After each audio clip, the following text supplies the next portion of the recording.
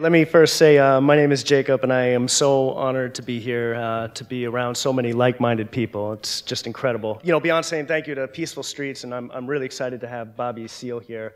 I've been cop watching since 2000. I live in Oakland, California. So naturally, I did my research on the Black Panthers. And, you know, if you guys don't know, in the 60s, they were patrolling their police with shotguns and law books. So I moved to Oakland in 2000. I was seeing a lot of stuff happening in front of me, and I felt compelled to do something. And you know, this was pre-tech revolution. We didn't have YouTube, we didn't have streaming, we didn't have all these things, right? I did have a video camera because I was shooting videos. So yeah, I wanted to do something. So there's a group called Copwatch out there. They started in 1990, and I got in touch with them, and I got in touch with some lawyers just to make sure I knew what I was doing. And I hit the streets, you know, and in Oakland in 2000, at that time period, there was a gang of cops called the Riders who were out there kidnapping people and torturing them and planting guns on them and whatnot. And so I got to tell you, after about a month of doing this, I realized that if I was really going to be about this, if I was really going to go out and proactively watch the police to better situations for other people, that I had to join up with people. And so I joined up with Berkeley Copwatch. And a quick background of them is they started in 1990 in Berkeley, and they were trying to defend homeless people against police. And so they went out there with video cameras, and they started documenting what was happening. And it quickly had traction, and actually police were less inclined to do things that were illegal or bad when there was a video camera there. And these are going to be reoccurring conversations that we have throughout today and for the rest of our lives about this stuff. But essentially, I don't know, I joined in with them, and yeah, they started in 1990. And a year later was Rodney King, so of course that spread across the country the idea that we could all watch the police, right? And so after 1990, more Copwatch groups started establishing themselves around the country. And I myself joined in 2000, and I kind of felt it would be a good idea to make a Know Your Rights video. I hadn't seen one to date. So I got in the streets, and I started documenting, you know, your rights and how they were abused and how they could work, and I came up with something called These Streets Are Watching, and I released it in 2004. You can find it online. It's for free. Please watch it. It overviews your rights when stopped by the police and when you see something happening and you want to make a difference. Like I said, you know, YouTube was not around back then. We didn't have a lot of ways to share information and to be in touch. People were just starting to use the internet, you know, websites and whatnot. But as YouTube came and as this tech thing evolved, suddenly we have camera phones, right, and cameras, and we have this ability to really record these things and get them out to other people. So, you know, with that also came people like Carlos Miller, who is in the crowd today and has done an incredible job at highlighting the abuses of authorities, you know, around people's right to document things such as police actions or public buildings or whatever. And also, you know, with that came another incident that really emboldened everybody's understanding of a right to watch the police. I don't know if you guys have heard of Oscar Grant, but again, in Oakland, California, on January 1st in 2009, a young man was fatally shot on a train in front of hundreds of passengers, and many people were actually had their cameras out and were videotaping. And they weren't cop watchers, they were ordinary people. And I think that's was a really important moment for me as a cop watcher who was always trying to spread the gospel, get organized, be safe, you know, get partners, go do this proactively. All of a sudden you have these people thinking for themselves about their right to do it. And I guess that's kind of where, I don't know, I ended up seeing one day a video of Pete Eyre, who here he is now, video of him in Santa Fe, cop watching with a video camera and a handgun. And I was just completely inspired. Like, here's a guy I've never heard of, you know. This is pre-Cop Block, but I think that's where I feel like I'm going to introduce you and get you in here to talk a little bit about Cop Block.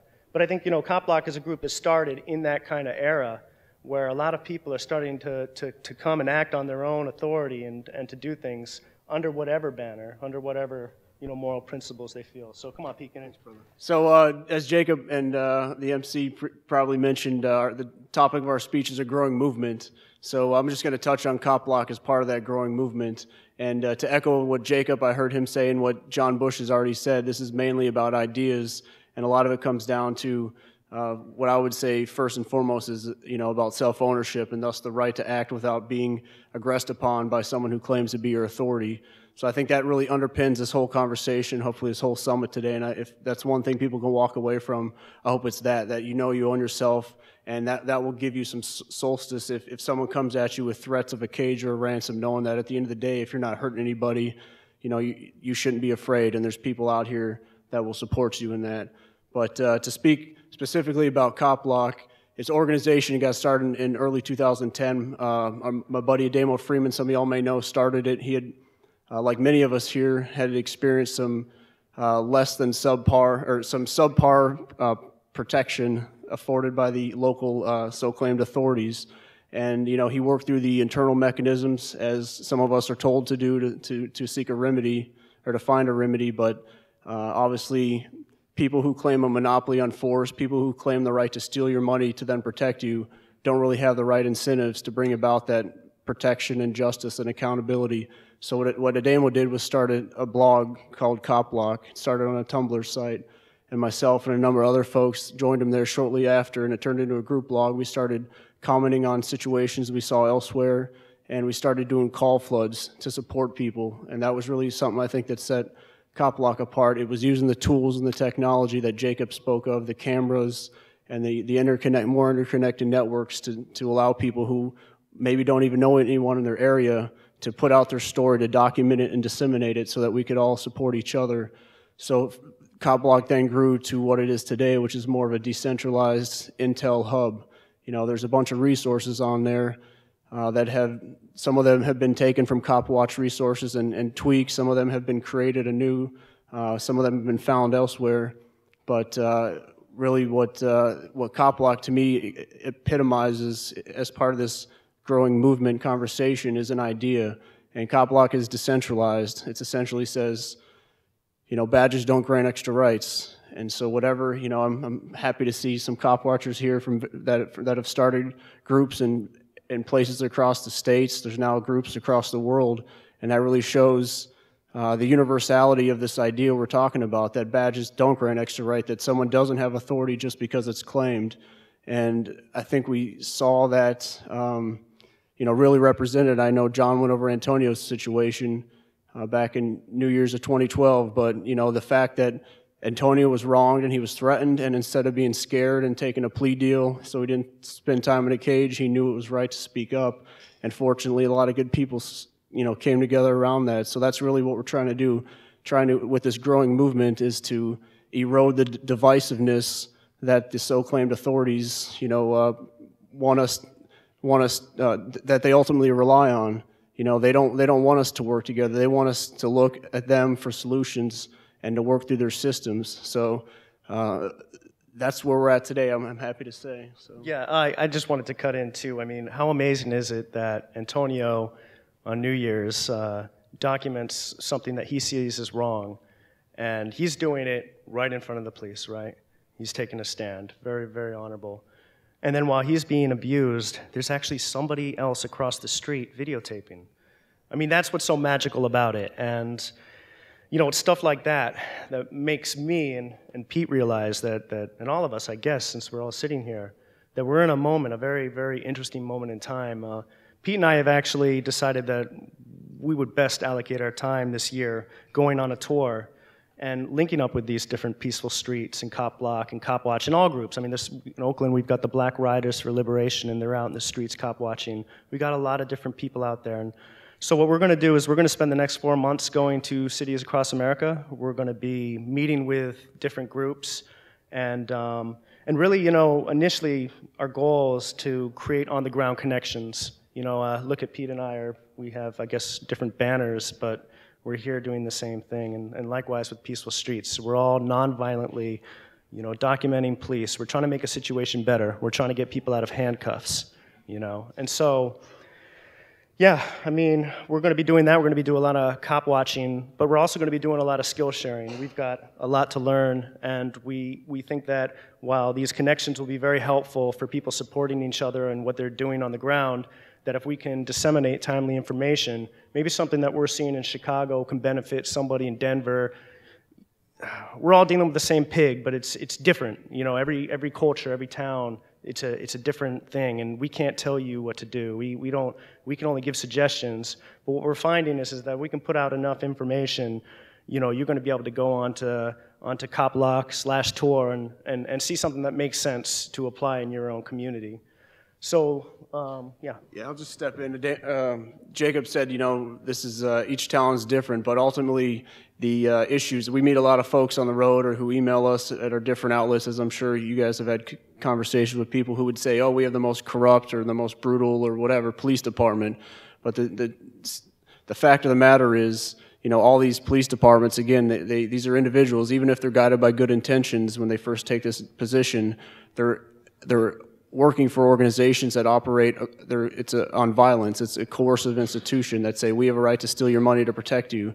You're never going to get accountability or justice. You can never fix that institution. So what we're trying to do is to share ideas that empower each of us individually, and so that we look to each other and support each other, and we can ignore those folks who claim the right to control us, and ultimately just create a better reality. So that the idea of us getting out there acting as a catalyst, I hope, will help these ideas spread, so ultimately we can live in a world free from this institutionalized violence, free from where it's supposedly okay for some folks to do things wrong for others. Yeah, I would also want to throw in there, me personally, when I started this journey back in 2000, the word Copwatch wasn't out there, and watching the police with video cameras wasn't necessarily the most popular thing. I hadn't really heard of it too much, but I don't know, my goal was to, in my lifetime, have it that everybody knew the word Copwatch, because if you know Copwatch, that means you can watch the police, and it means that you know your rights.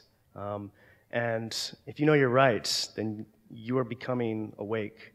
And the less scared we are of the police, and the more we take care of ourselves, I think the more we can have conversations about how do we live in a world without police? How do we take care of ourselves? Because I know me personally, there's nothing a cop can do that I can't do for myself. And there's nothing that a cop can do that I wouldn't rather rely on real, compassionate people. In Oakland during Occupy, we actually had some success creating police-free zones. We had an encampment. And whereas other occupies, the police would walk through and patrol and do all that stuff, when they came to us, we'd actually physically push them out. And it worked, and it worked for a month. The cops could not enter our encampment. But with that also came a lot of responsibilities, because we had such a tight group of people living together. All the problems and issues that we have in this world were falling out in front of our front doorsteps. And what was really interesting is how we developed forms and senses of security that didn't involve replacing the police with another security apparatus. What we would have is we'd have people at night with their walkie-talkies, just walking around. But if there was something that actually required, I don't want to call it intervention, but something of that level, it wasn't upon the security person to act upon them. It wasn't their authority to be like a cop, to be the judge, jury, and executioner. What they would do is call upon the community, and the community would come out, and we would deal with it 30 deep.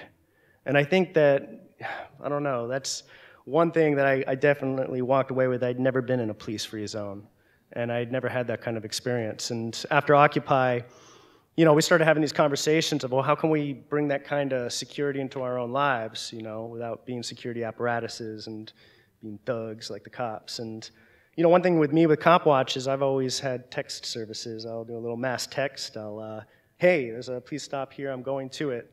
And then if there was a problem, I'd text out again for more support. And that was pretty cool. And I think actually, don't you guys, why don't you speak on that? Yeah, I just mentioned, we're talking about how to get there from here, I guess, to create a better reality. What can we individually do? And it starts first and foremost with yourself. Again, don't look, or even in conversation with others, if you don't believe it the case, refer to police employees as officials or authorities. If we continue to use that sort of jargon, it continues to create this double standard. Like John unpackaged the word civilian. Is a police employee not a civilian, or if we continue to view this as us and them, the division's always going to be there. And instead, we just need to if we want to operate according to love and want to be around people based on, looking out for each other, that's what we need to do, and just do it, and to the greatest extent as we can, not rely on those services provided or claim to be provided. But ultimately, the technology that Jacob mentioned is going to be instrumental. There's a resources page at Copwatch that has info on how to set up a mass text message system. So there's, in New Hampshire, where I come from, there's there's Pork 4 and 1. People can call in, it blasts out a message. That's been replicated here in Central Texas and in Arizona and in Michigan and elsewhere.